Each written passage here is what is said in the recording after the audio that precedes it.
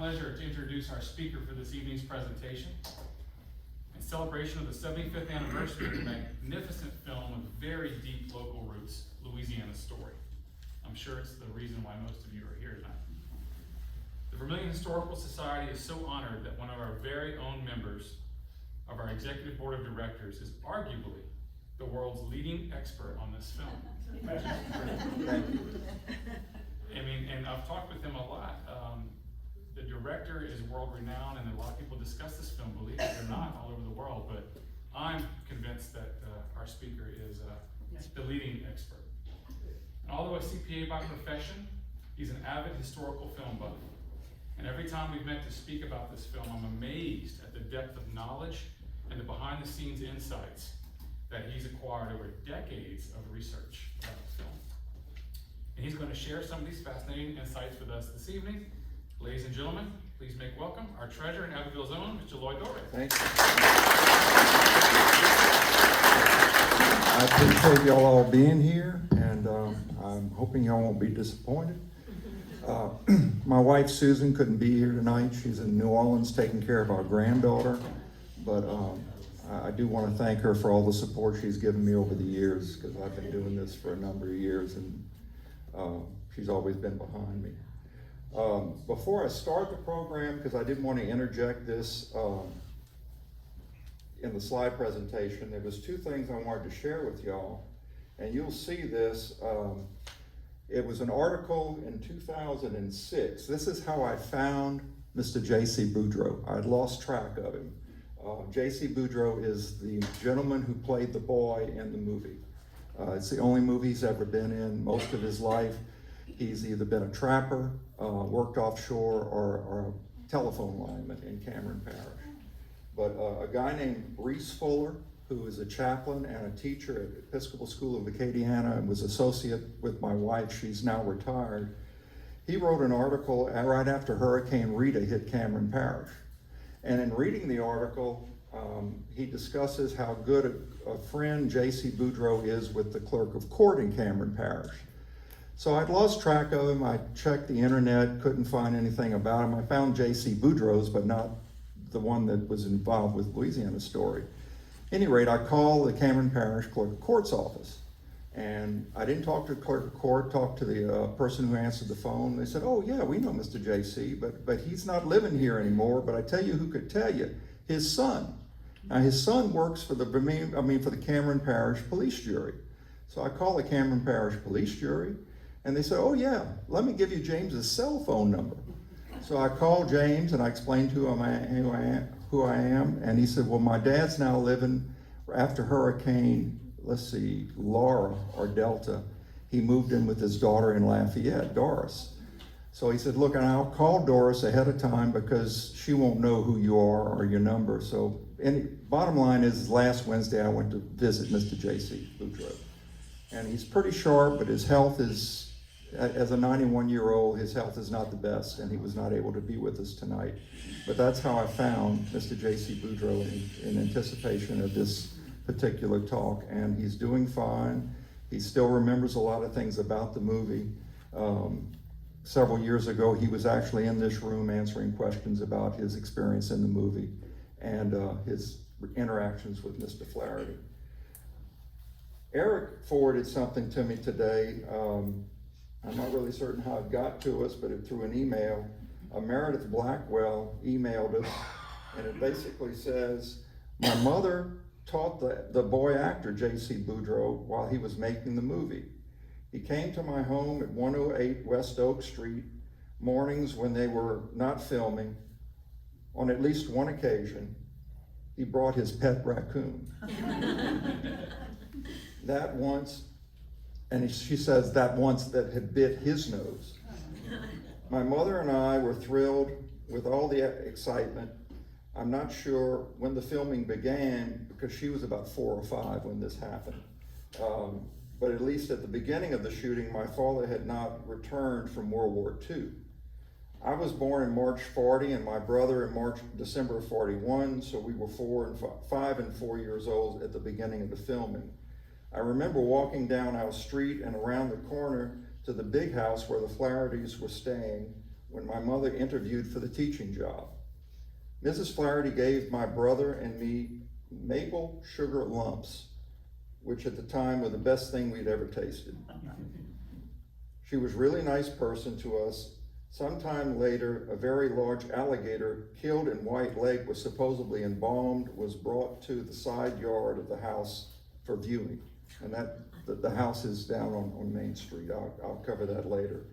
Years later, I took my mother to Abbeville to see the play, which I'll also mention, that was done at the Abbey Players about the movie, but JC was not there at the time. My brother and cousin, David Moreland, saw the play at a different night when JC attended, but I've never seen him again. I'd love to be there for the meeting, but I'm now living in South Carolina. She was a Boyd Professor Emeritus in the Department of Biological Sciences at LSU in Baton Rouge. So those are just a couple of things I wanted to point out. I use various sources. I have several books that I use, several articles.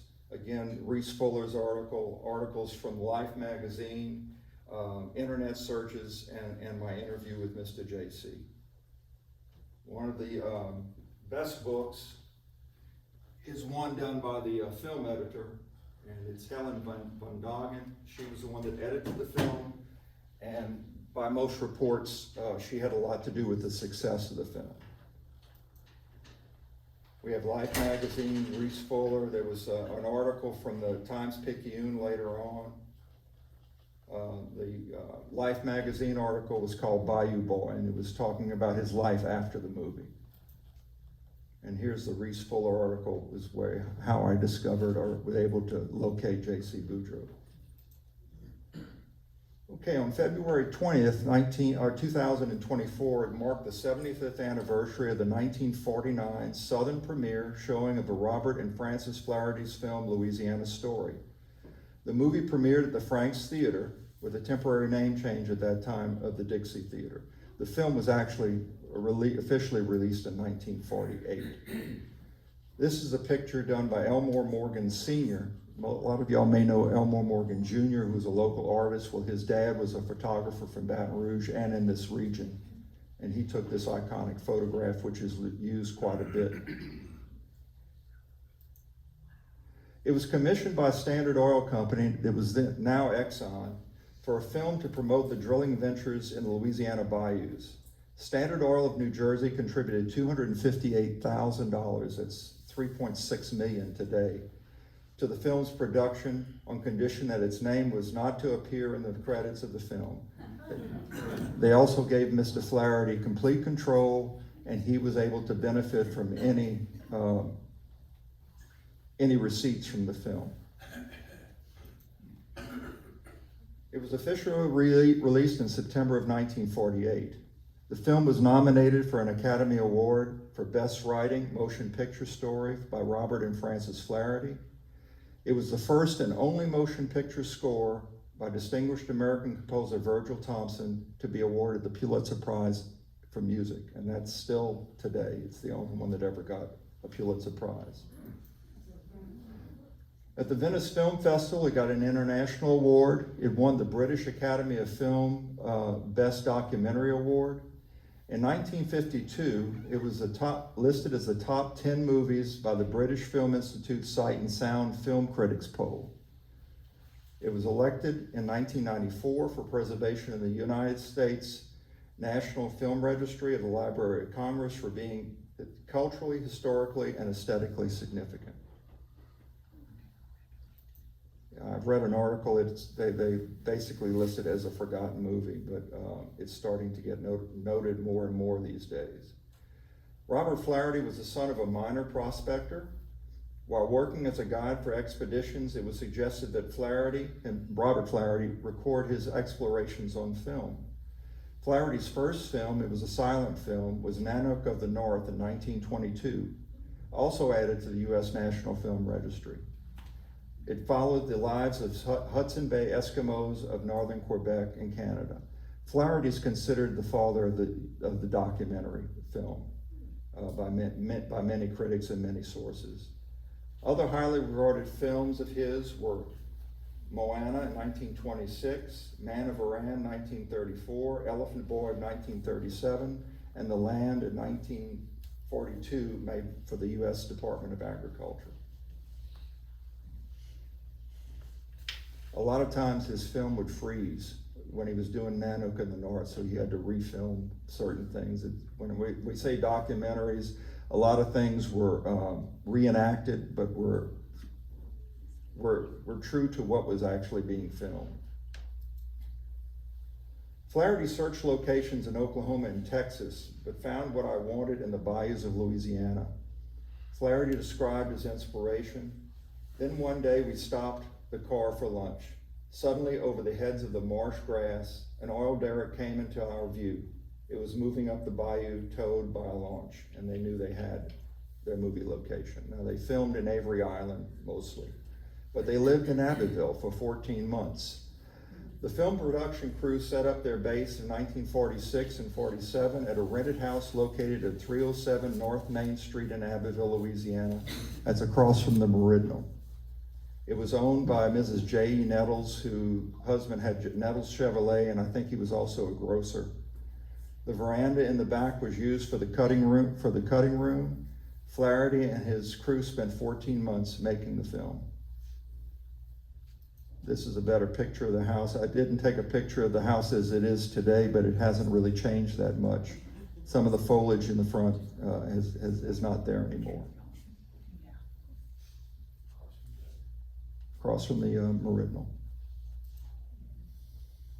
In the book Filming Robert Flaherty's Louisiana Story, the Helen Von Doggen Diary, Von Doggen describes the town of Abbeville. I thought this was interesting in 1947. 4,356 inhabitants, predominantly Cajun. The center of a fertile rice growing area, one movie theater, traffic regulations, speed limit 25 miles per hour. Right turn permitted on red. She was from New York, and evidently they'd never heard of that before. The annual events, the Spring Flower Show, usually in April. Golf at the country club, 9 holes, 2,790 yards, and 25 cents a round.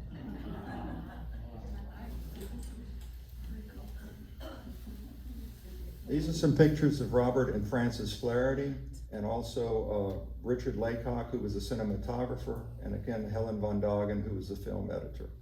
So we've got Mr. Flaherty, Mrs. Flaherty Frances, we have Mr. Leacock, who was the photographer, and Helen Von Doggen, who was the editor.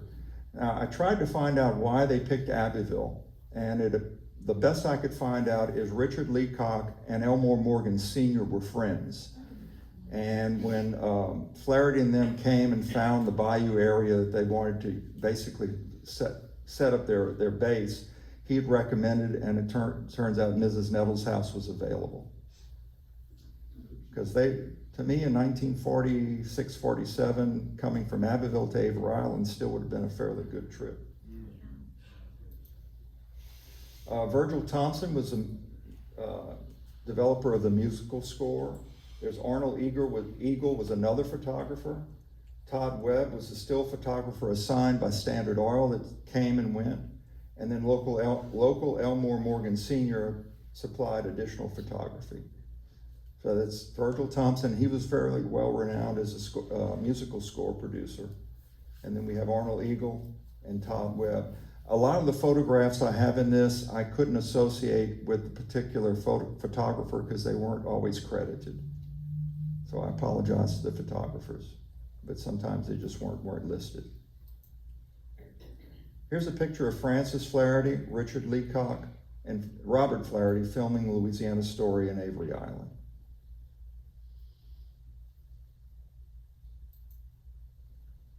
"12-year-old J.C. Boudreaux, it was Joseph Carl, was his given name, was reluctant to appear in the film, but the payment offered of $25 a week and a bonus of $3,000 was a way to better his family's life. And if you think about it, in 1947, 1946, that was a good piece of money. The first thing he did was buy his mother a refrigerator and a stove, both propane, fueled. A private tutor was hired to instruct him for 2.5 hours per day. It was also arranged for JC's cousin, Clarence Falk, to stay with him during the filming. They stayed at a boarding house in Abbeville, and although I don't know which boarding house it is, it's more than likely it's the boarding house that's behind Abbey Players. It's an empty lot now, but it was a boarding house at one point.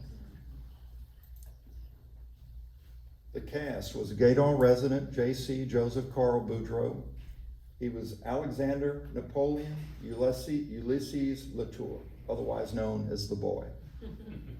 Abbeville resident Lionel LeBlanc, he lived on Maud Street, was the boy's father, Jean Latour. Mrs. Alton Evelyn Bienvenu was the boy's mother. Frank Hardy played Tom the Driller. J.P. Guidry played the boilerman, and Oscar Yarborough played the oil company Lisar. All of them were locals, and that was one of the things that Mr. Flaherty insisted upon, not professional actors. And that's one of the magics of the film, in my opinion. They set up a panel van fitted with a platform for filming at Avery Island, and this is a picture you'll find quite a bit. But they also, which still amazes me, they set up a floating platform for doing filming on the bayou. Everybody can see that okay? Yeah. All right. Here's some pictures from the production. The one on the far left is on many movie posters. It's also on the DVD that was released. The center picture is JC with his pirogue. The one next to it is him being on an oil platform, Derek, and then the bottom left is him on the actual oil platform.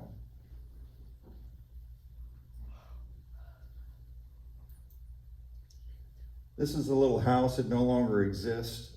They went back to that location. I'll show you later on, but there's JC on the front porch, and the photograph on the right is them filming JC. Where was that, at Avery Island? Avery Island, yes, sir. Some other pictures of him on the derrick, and this is his movie family on the right. And the scene is he's, you know, they've come into some money because they're actually leasing their land, and one of the first things they get is a new coffee pot.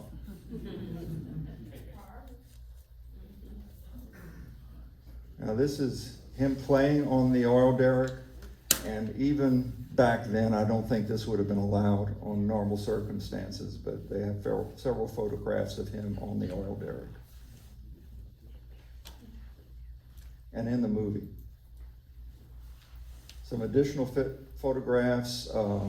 This is the one on the left is his movie father and JC, and JC in a tree. At one point in the film, they come and present an alligator hide to the oil workers. And I can't remember if that's a 10-footer or not. It's a picture of JC when he's older, and it's a picture of JC in front of a theater poster. Richard Leacock, this is a photograph of Richard Leacock, who was the cameraman, Helen Van Doggen, the editor, Robert Flaherty, the director, Joseph Boudreaux, who was the actor who played the boy, Francis Flaherty was a co-writer. They were discussing Louisiana Story on the front porch of the Nettles house on North Main Street, across from the Abbeville Meridian. And that's our Vermilion Historical Society website cover photo. Yeah. They use the inside of the house to view the rushes after they got the film developed. They would look at them, and they would relax in the living room at the Nettles house. One thing that Mrs. Van Doggen mentioned, of course she's from New York, she had a hard time getting used to the heat and humidity. And tubs or taking a bath was not very comforting, so they set up a makeshift shower in the back of the house, and they found that very refreshing. This is Flaherty and Von Dagen doing the editing on the back porch of the Nettles house.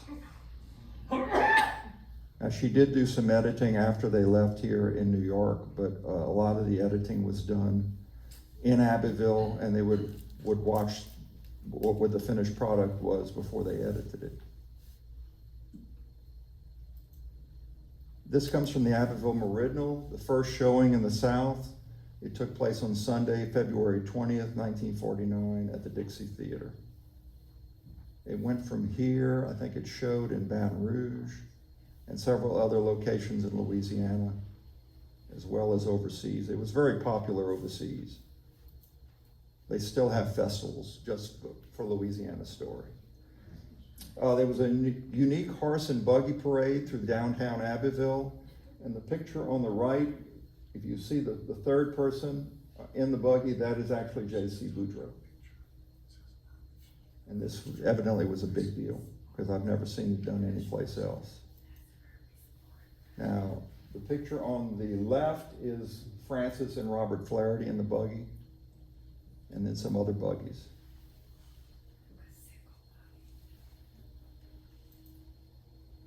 This is the Franks Theater, right before the premiere and before the crowd started arriving.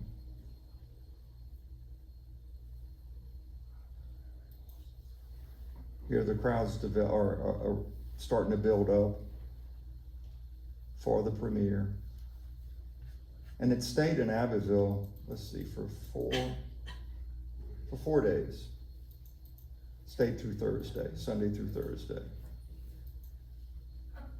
Now here is a receipt from Felix Nunez, it says raw furs, alligator skins, and wool from October 18th, 1946.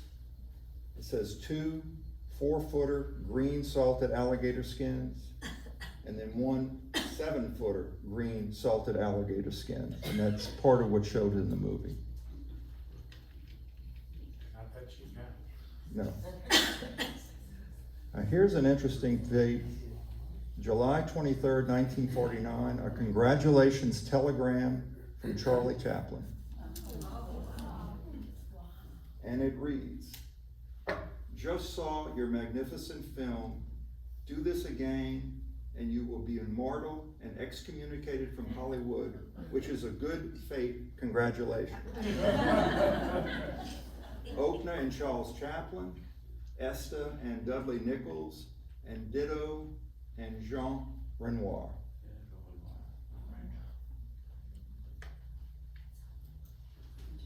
This is the Life magazine, and many of y'all are going to remember Life magazine, but they did about a 5-page story on JC called Bayou Boy, about his Louisiana Story experiences and his life in Cameron Parish, or Gaydon.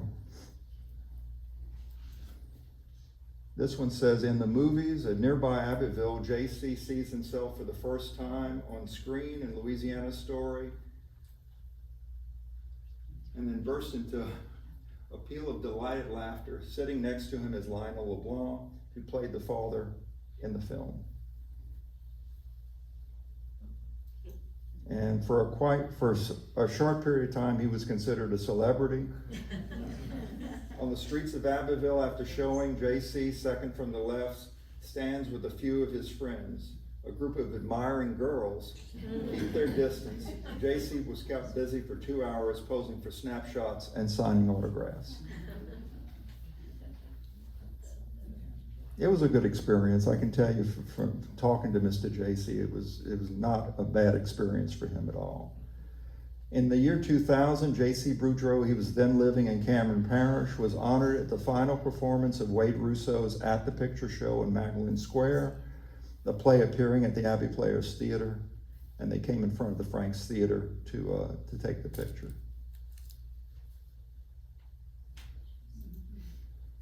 This is unassociated with anything, but I found it interesting. It's a 12-foot, 5-inch alligator caught by Mr. J.C. and a friend of his, James Trahon. Now J.C., let's see, I'm not really certain how tall it is, but you'll see in a picture later on. He's not 6 feet tall, but he's a good man, and but that's a 12-foot alligator. In 1987, a Louisiana Story field trip to Avery Island locations was sponsored by the Lafayette Natural History Museum. Todd Webb, who's one of the photographers, attended the conference entitled 50 Years of Louisiana Documentary Photography.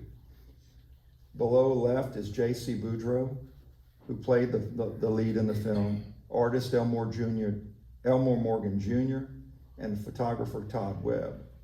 On the right is Miss Una Evans, who's one of the founders of the Vermilion Historical Society, and Todd Webb looking at some of the, actually I think she's showing him the first edition of our history, Vermilion Parish history book. I'm sorry? Okay.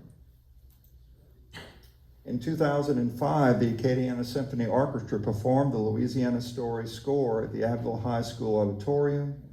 Included in the performance were the Fiddler's Four, led by Cajun musician Michael Doucet. The event kicked off the 12th annual Carousel of the Arts.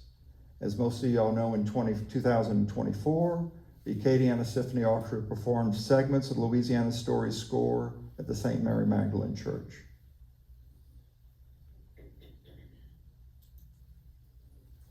In 2005, a photographic exhibit was presented at the Abbeville Cultural and Historical Alliance with great influence by Mr. Elmore Morgan Sr. This is a photographic exhibit that came from the Calcasieu Museum.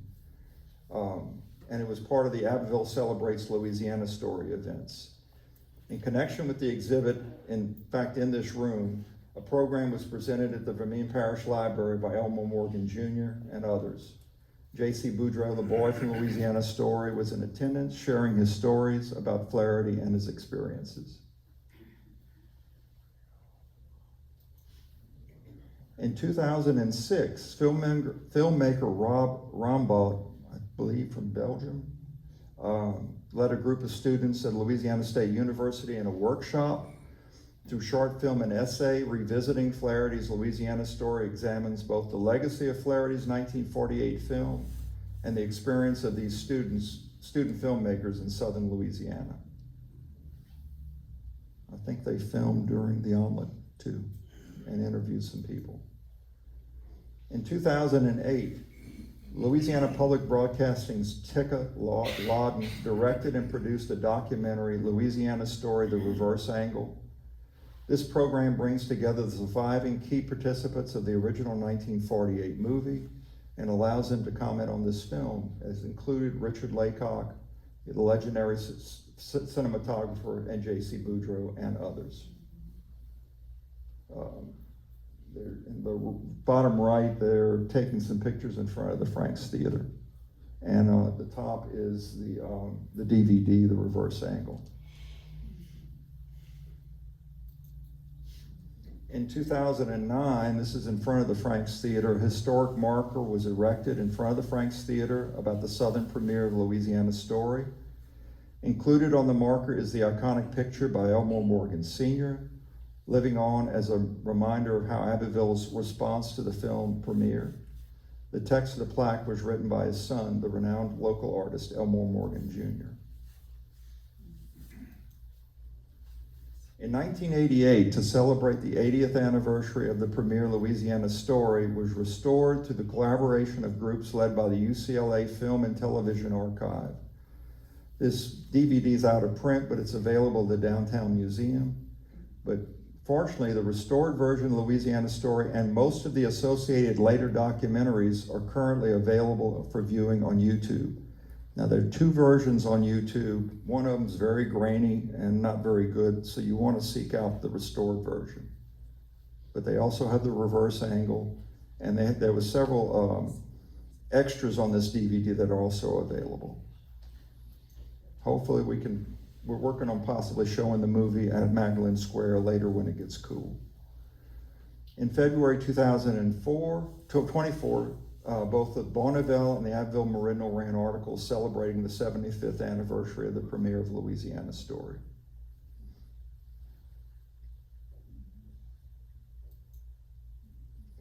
Flaherty's works are celebrated throughout the world. Again, there's Flaherty Film Festivals, there's the Flaherty Institute.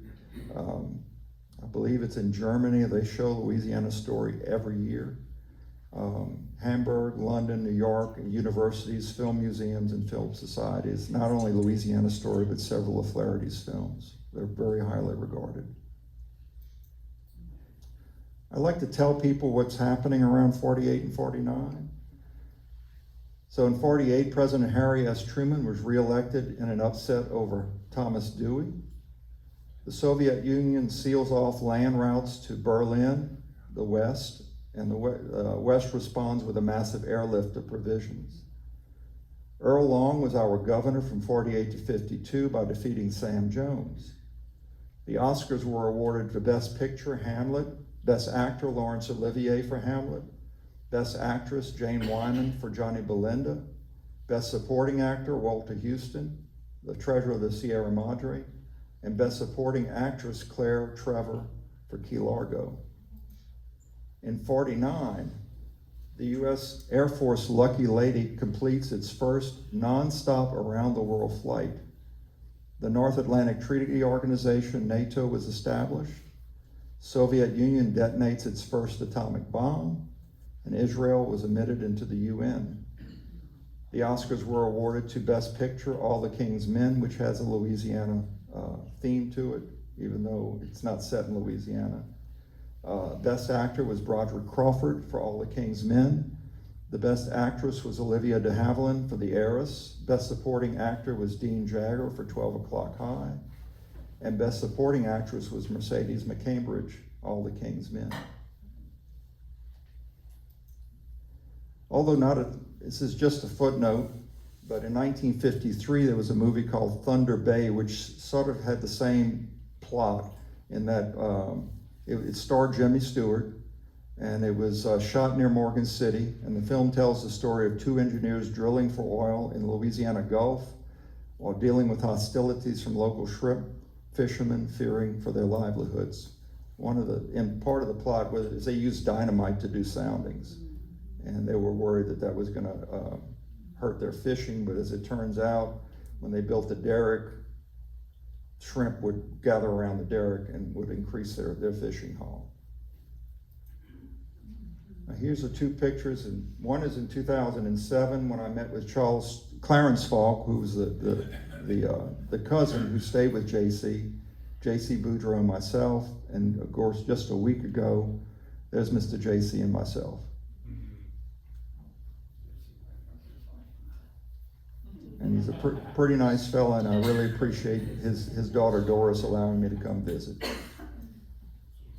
Robert Flaherty was born in 1884. He died at the age of 67 in 1951.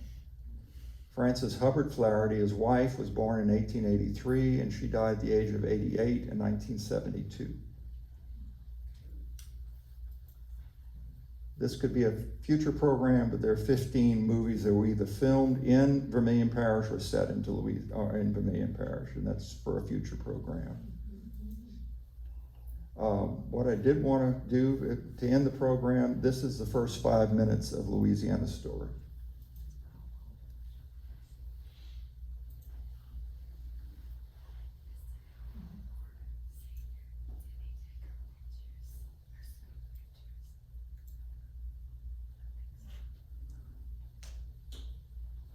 This is from the restored version.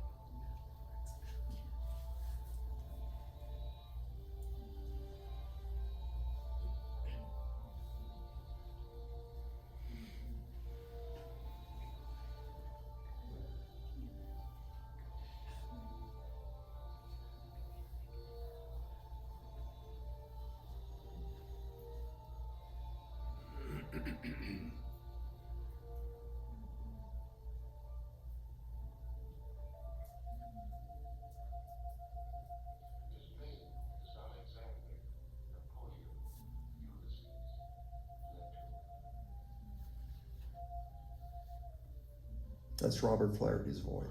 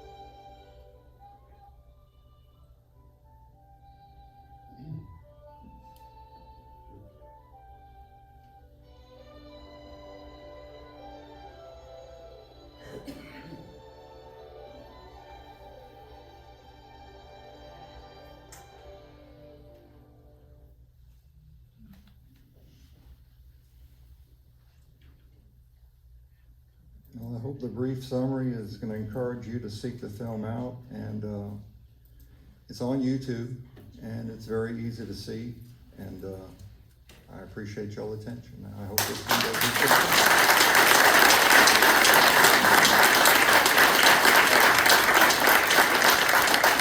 I'd like to open up for some Q&A if you don't mind. Yeah, not a problem. I know we have some descendants of some of the actors or some family from some of the films this evening. I know we have some Blancs in here. But before we get to some of the Q&A, I'd like to ask the first couple questions. Okay. You're an avid lover of this film, and so many people are from around the world. The first question is, what is it about the film, even with its little bit of narrative, that really you love about it? The cinematography, the Really? fact it's lyrical, and it in spite of it being staged, it appears to me to be real. So, It's renowned for being beautifully shot. you know. My next question is, do you think that the oil field company was successful? Was the film successful in convincing Cajun folks in South Louisiana to let the oil field companies drill on their land? Yeah, before we knew better, yes, it did. I mean, I think initially the oil companies did exactly what was in the film and tried to minimize their footprint, but later on they started cutting channels, and I think that's what diminished the marsh. But in those days, yes, I think it did exactly what. Let's see, J.D. Rockefeller was the owner, or one of the major owners of Standard Oil, and he was very pleased even though they didn't want to be associated with it, they didn't want it to sound like a propaganda film, which in some ways it is. But he was very happy with the results, as was Miss Flaherty and everybody who viewed it. Again, it was very popular in Europe, and it was very popular in the United States. I really don't know how much money it made. I probably have that in some of my research, but I just can't drum it up right now. Any other questions or comments from our audience? Lloyd, how was Boudreaux when the film was made? 14. And on the pictures that Martin took of the premiere, you said it was the name was changed to the Dixies, but it looks like Frank's Theater is still up on the. Oh yes, it is. Peggy? There was a period of time when Peggy DeGraw Ashley, I'm sorry. my grandfather is the one who owned the Frank's Theater at that time, and he had leased it out, and that's why it was called the Dixie for a short amount of time, but he actually still owned it. Certainly. So did the oil field companies ever acknowledge that they were behind this film? No. Never. No, I mean, it was found That out. came up after. It was found out afterwards, and it was common knowledge, but no. The only time they actually, I think I have one more slide from the International Movie Database. The only connection was the Humble Oil Derrick #1 that's mentioned and in the film. The Humble Oil Company was 50% owned by the Standard Oil of New Jersey at the time. But they make a reference to it at the end of the film about Humble Oil Derrick. And of course, the gentleman who ran the Derrick worked for Standard Oil or for Humble. But no, it became common knowledge years later. I have a question. Yes, ma'am. Did they ever say the name of the raccoon? You know, I'm sure it's there, but I just can't remember it, Miss Sylvia. Jojo, thank you, thank you. So the restored version is totally in black and white? Oh, yeah. It was originally in black and white. I mean, this I realize that. is 1948, 49. But I'm surprised they didn't digitally restore it in color. Not, Like they did when with you're a Ross. cinephile, no, restoring a black and white film is not encouraged. Now, Thunder Bay was in color. That was in, 1953, so several years afterwards. And it was cheaper to film in black and white than it was in color. The color cameras were extremely heavy, whereas the black and white films, cameras were much more manageable. I think many would agree that what makes this film so hauntingly beautiful is the black and white. So, more questions? So, I'm just thinking about it, like they stayed for 4 days and then traveled, so it's like the reel itself actually went on tour, kinda. Mhm. Yeah, is there any idea of how many copies were made? Like how big of a, like how many cities it would have been shown? It didn't get a wide release like, you see today, even with B movies. It was shown in Louisiana, several different locations. It was shown in New York for quite some time. And then it went overseas to London, Germany, France, several other European countries. So it might have only been a handful of copies that were. Yeah, and I mean, there evidently was enough copies for UCLA to find one to completely restore it. The other version that's on YouTube, you can watch, and it's really grainy, but so it did need to be restored. Yes, sir, Joe. Trivia question. In one of the photographs that you showed of the Frank's Theater, at the debut, there was a Volkswagen parked in front. The trivia question is, whose Volkswagen? To my knowledge, my father was the only one in town that owned one. It could have been his. I just wondered if it was somebody visiting from out of town or something like that. So Lloyd, is there one of the original film reels in the Library of Congress? I don't know. I would think that there would be.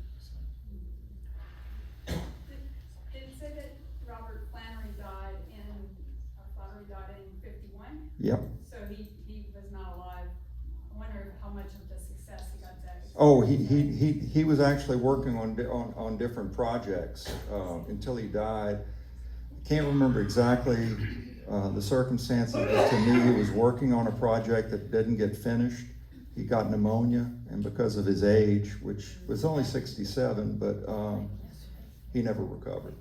2 years after, so like about 3 years. Can we have a show of hands of anybody in our audience who may be family members or descendants of anybody in the film or associated with the film? Can you tell us your name and your relation to any of the actors? Oh, my name is Beverly Adair. The little guy's father, wasn't his father, is my uncle, my great uncle. Her, you tell me.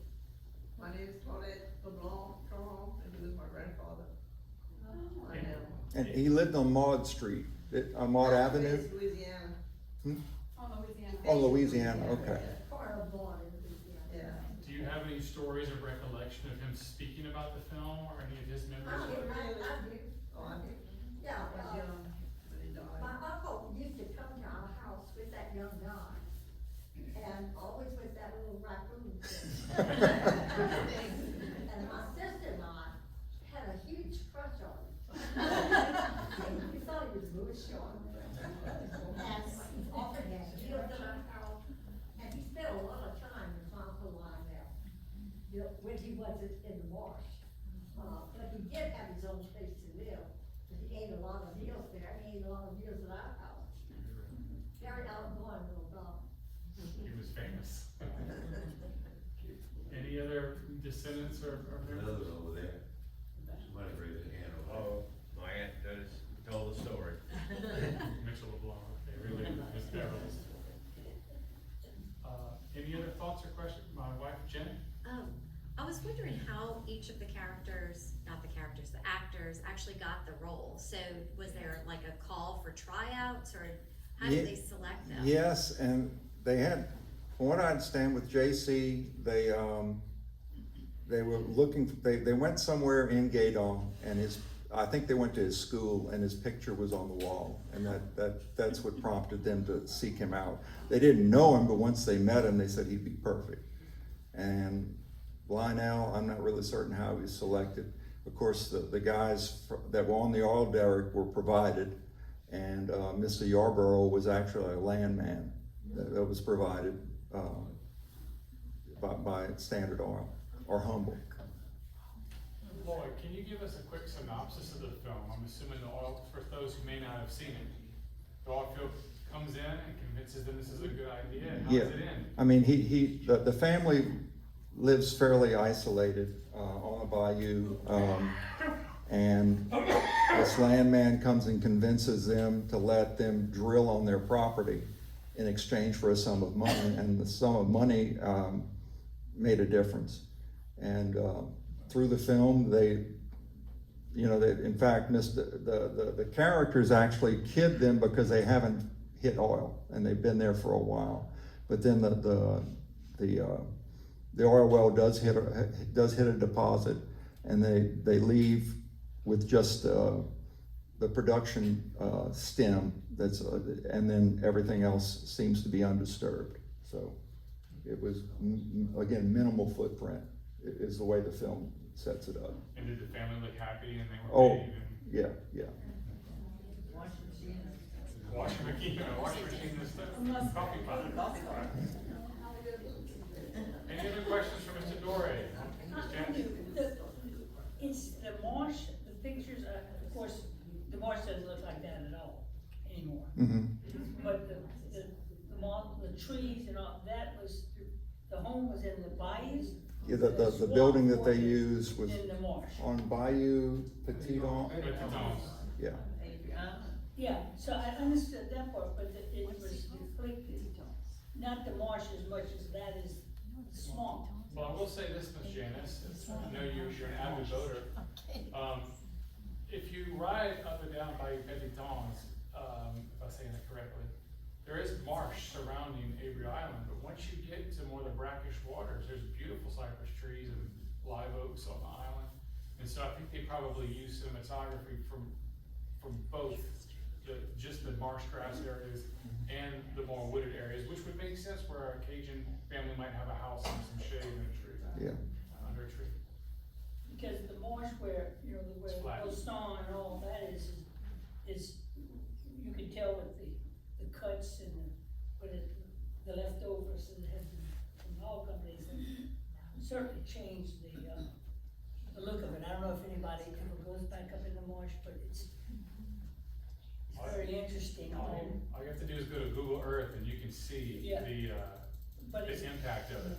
but the good part, and I do take a lot of out-of-town people in my boat, and they're just amazed about even what we have now, the marsh, which is nothing like in the Oh, picture. yeah. But the fact that the birds and the plants, and there are, I do find what my area, what I call from, the Shan to intercoastal, is certainly different terrain, but from out of town, they just enormous. It was a number of years for me. I went hunting, and one of the most beautiful sights I've ever remembered is about 50 brown pelicans flew over our camp and darkened the sky.